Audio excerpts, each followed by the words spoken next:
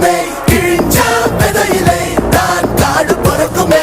புதிய எதிரியை வா என்னை எதிர்க்கவே, பழைய எதிரிகள் என் ரசிகர் படை.